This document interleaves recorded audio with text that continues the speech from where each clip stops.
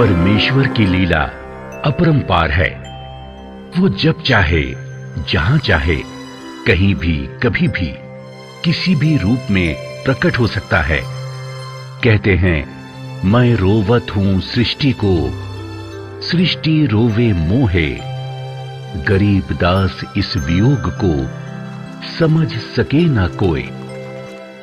परमेश्वर चारों युगों में प्रकट होते हैं। सतयुग में सत सुकृत नाम से, त्रेता में मुनीन्द्र नाम से, द्वापर में करुणामय नाम से और कलयुग में अपने वास्तविक कबीर नाम से आते हैं। उनका पृथ्वी पर आने का उद्देश्य जीव आत्माओं को तत्व ज्ञान से परिचित करवाने और उनका मोक्ष करने का होता है। इसी उद्देश्य से प्रत्येक युग में वो परम अक्षर पुरुष अपने सतलोक को छोड़कर इस मृत लोक में आकर अपने तत्व ज्ञान का प्रचार करते हैं। आज से लगभग 600 वर्ष पूर्व भारत, जिसे जम्बू द्वीप भी कहा जाता है, इसके उत्तर प्रदेश राज्य के काशी नगर में सन 1398 में शिशु रूप में लहरताला नामक तालाब में कमल के फूल पर सह शरीर सतलोक से आकर प्रकट हुए और 120 वर्ष लीला करके अपनी इच्छा से सह शरीर ही अपने निज लोक सतलोक चले गए।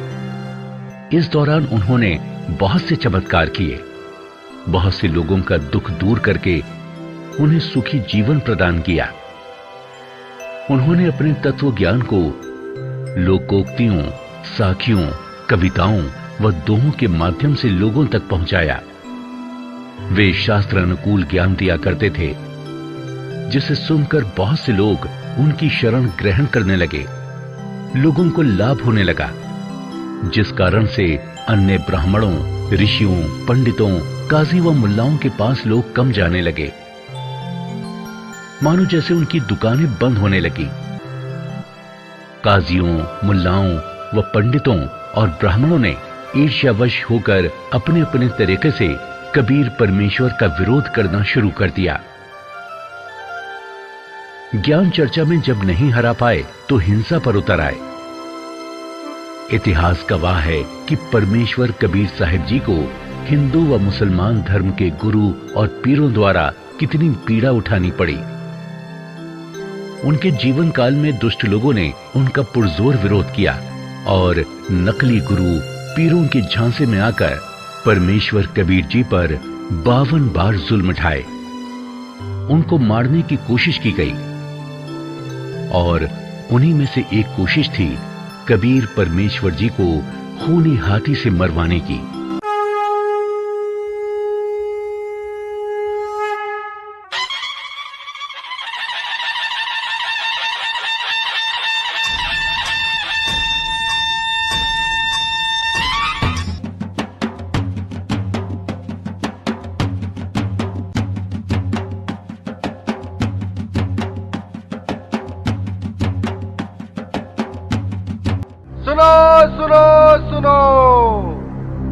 राजा का हुक्म है कि कबीर पुत्र नीरू को कल प्रातः 10 बजे खूनी हाथी से कुचलकर मौत के घाट उतारा जाएगा।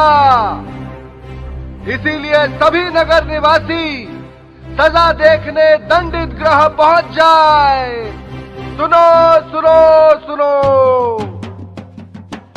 हाँ, राजा ने बिल्कुल सही किया। अब की बार वो नहीं बच पाएगा। हर बार बच जाता है, पता नहीं क्या जादू मंत्र जानता है। अरे राजा के पास बहुत खतरनाक हाथी है, उसे तुरंत कुचलकर मार देगा। हाँ हाँ, सही कह रहे हो। देखते हैं कल क्या होता है।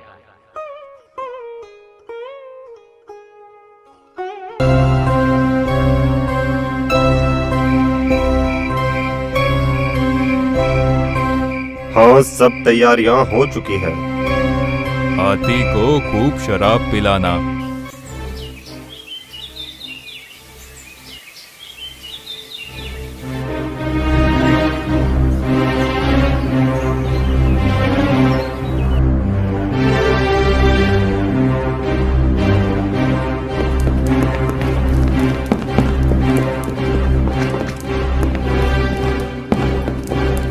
अच्छे से बांधना इस काफिर को, कहीं भाग ना जाए।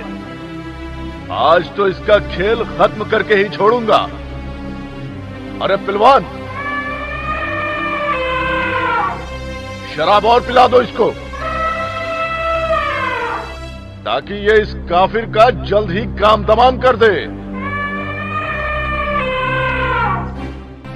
आज तो कबीर निश्चित ही मारा जाएगा। हाँ हाँ, आज ये जुलाहा नहीं बच पाएगा। अरे खूनी हाथी इसे तुरंत मार देगा। हाँ हाँ, वो देखो, आज तो पीलवान हाथी को शराब भी पिला रहा है।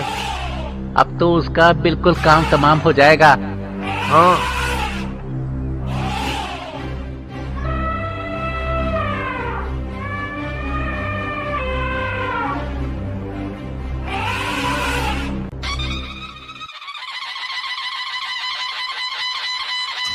होशियार, खबरदार, दिल्ली के सम्राट सिकंदर लोधी पधार रहे हैं।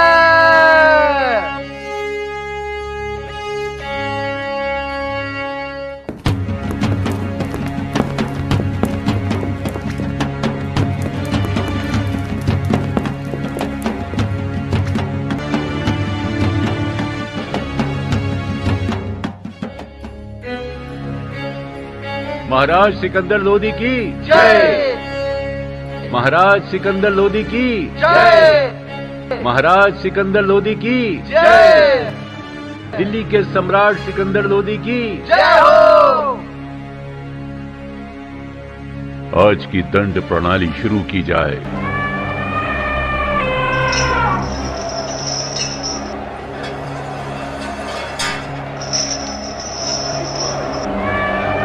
मारो मारो मारो मारो मारो मारो मारो मारो।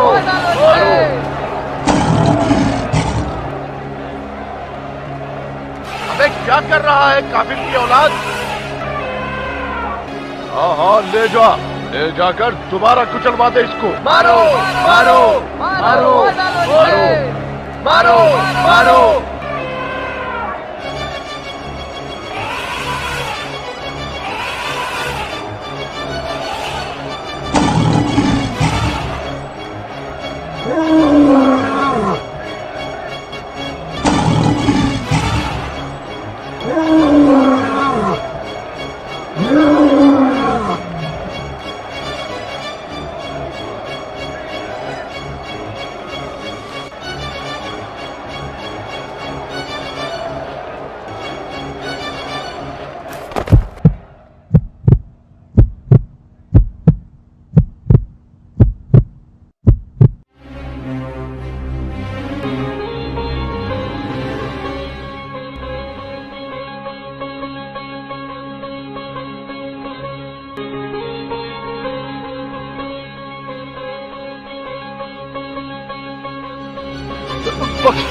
बख्श दो परवरदिगार, सिर्फ अब की बार मेरे गुनाह माफ कर दो।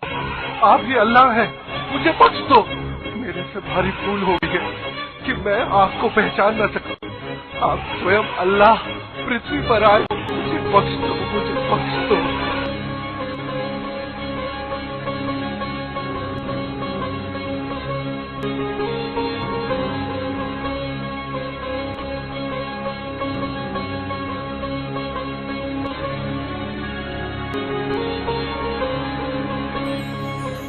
राजन अपने धार्मिक पीर शेख तकी के बहकावे में आकर ऐसी गलती ना किया करें।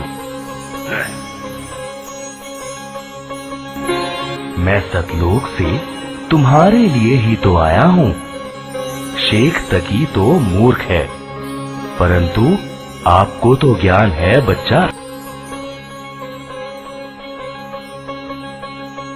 चलो ठीक है, माफ किया।